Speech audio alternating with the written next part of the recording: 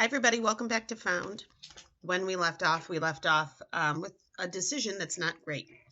So they're the forgotten babies of history, and they're being given two choices. Choice number one is they go back in time to wherever they were either sick, stolen, killed accidentally, kidnapped, any of these things, and they go back in time as babies. Or they go forward in time and are babies again and live in a new future. They want to stay where they are, and they were told that's not a choice. Chapter 32. Nobody got hungry. Nobody had to go to the bathroom. Those were the good things, but also nobody could leave the cave. Nobody could go back to their regular lives, see their parents again, talk to their usual friends, grow up. Before, Jonah had had no sense of time stopping. He'd been too busy crashing to the floor, grabbing for the elucidator, running for the ropes. But now time, or really the lack of it, hung heavily on him. He didn't even care anymore about finding out which missing child from history he actually was. The other kids were no more motivated. Everybody just sat around completely enervated. You know that saying about how time flies when you're having fun? Emily, the girl who had been so soothing before, asked as she plucked pointedly at her sweatshirt sleeve. Yeah, Jonah said.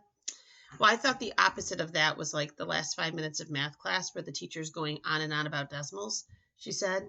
She yawned. I had no idea it could be this bad. Yeah, Jonah said again. You thought about adding, I know what you mean, but it didn't even seem worth the effort. Think, he commanded himself in disgust. Make a decision, future or past or future. He couldn't decide. It was like taking one of those multiple choice tests in school where he wasn't sure of the answer, so he eliminated all the choices that he knew were wrong, and then he discovered there were no right answers left. Going to the future would mean giving up everything. For that matter, so would going to the past. And probably dying on top of everything else. He couldn't get the images out of his head of all those brutal deaths from history he watched. The chopped off heads, the sword slicing flesh, the hail of gunflower raining down on children. I'm a coward, he whispered to himself. I don't want to die, especially not like that. But he had been raised by such nerdy square parents who dragged him off to Sunday school and Boy Scout meetings and had talked so seriously about how important it was to be a good person. And because of that, he kind of felt like JB had the best argument, because JB wanted to save the world. Mr. Hodge and Gary didn't seem to care. I don't want to die, he muttered, a little more loudly this time. Maybe if everybody agreed to go back to the past, he could be one of the lucky ones. Like maybe he'd be somebody who just kind of accidentally vanished from history, who still had a good life waiting for him in the past. Maybe he was one of those British princes. I mean, he could get used to chopping down on a huge turkey leg like some old-time king in a movie, right? Living in a castle, having thousands of soldiers at his command. And he looked around, though. He didn't want any of the other kids to die that way either. Angela caught his eye. Cautiously, as if she was trying not to be seen, she raised an eyebrow and mouthed something. Was that walk? What does she mean? She wants to walk? Oh, no, maybe that was talk. What good was that? How could they talk when she was sitting next to JB? Jonah remembered Catherine was still holding the elucidator. Chip still had the taser in his hand. They still had some control. Jonah stood up. We're facing a very important choice, he said. Wonderful, he thought. I sound like somebody running for 7th grade student council. But everybody was staring at him now. He had to go on. And yet, he continued, we don't know if we can trust the information we've been given. He turned to face the adults. How do we know you're all not working together? JB and Mr. Hodge looked at him like he'd maybe gone crazy. It was kind of a no-brainer. Jonah was absolutely certain those two are not on the same side. Still, Jonah forged ahead. So we're going to take you each to a different corner of the room and talk to you individually, he said. What good will that do? One of the other kids jeered. It figured it was one of those kids in the black sweatshirts with the skulls on the back. Jonah shrugged. I think it's worth a try, he said. It's better than sitting around doing nothing. Somehow that energized the kids. Within 5 minutes, or what would have been 5 minutes if time was moving, one group of kids were clustered around Gary in the front part of the cave. Another were clustered around Mr. Hodge in the front left. Chip was with JB and a few others in the back right corner, and Jonah, Catherine, Alex, and Emily were in the group with Angela in the back left. Quick, what do you think we should do? Jonah hissed. One look at Angela's anguished face killed all of his hopes. I don't know more about this time travel stuff than you do, she said, and I can tell you this. The man that you keep calling JB, he's sincere. That Hodge character doesn't seem trustworthy.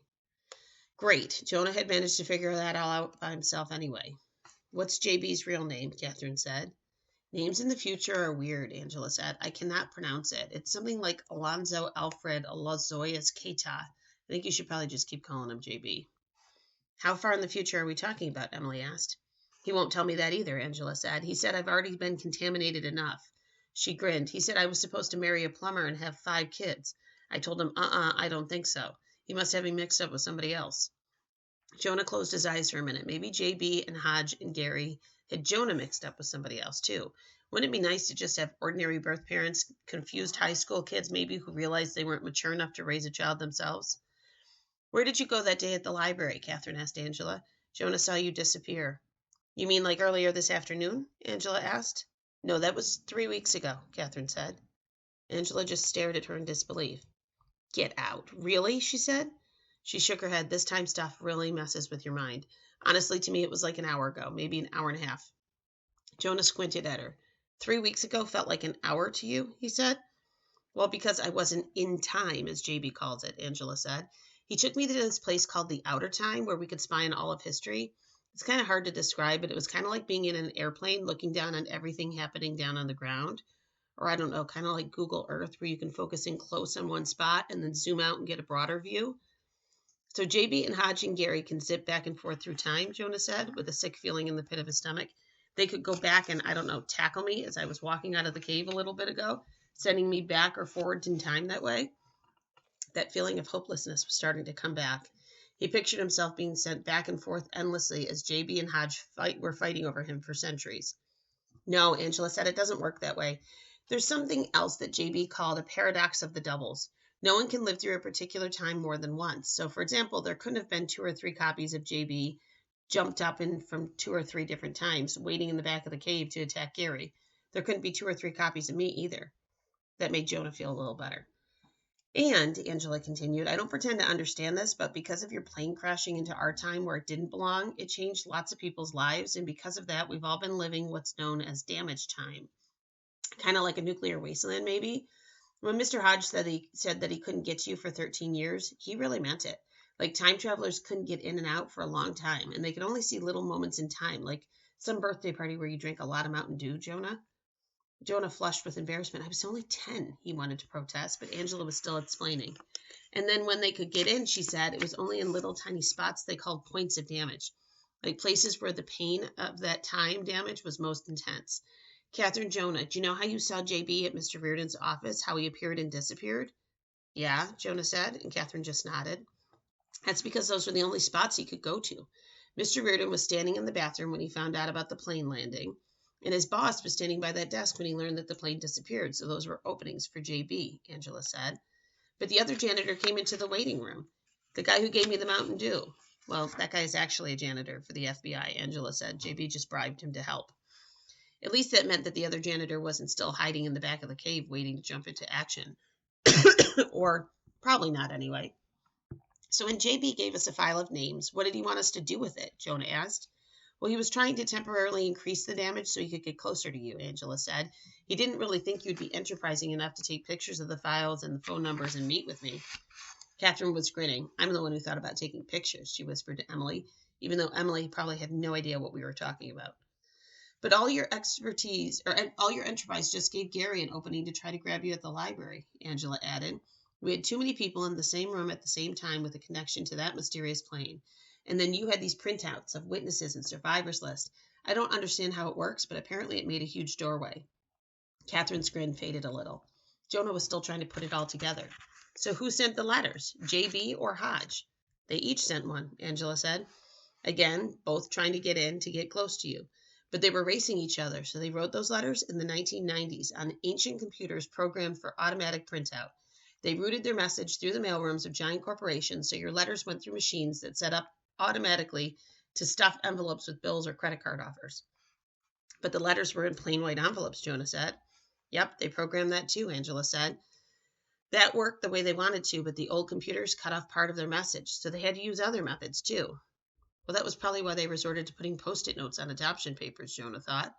And then when Jonah saw the mysterious figure searching his room, when Jonah's computer files vanished, that was just to increase the damage.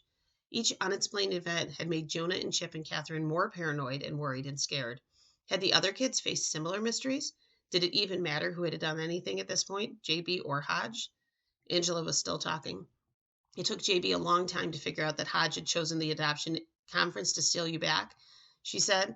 JB thinks Hodge must have set up this cave 20 years ago before the start of damage time.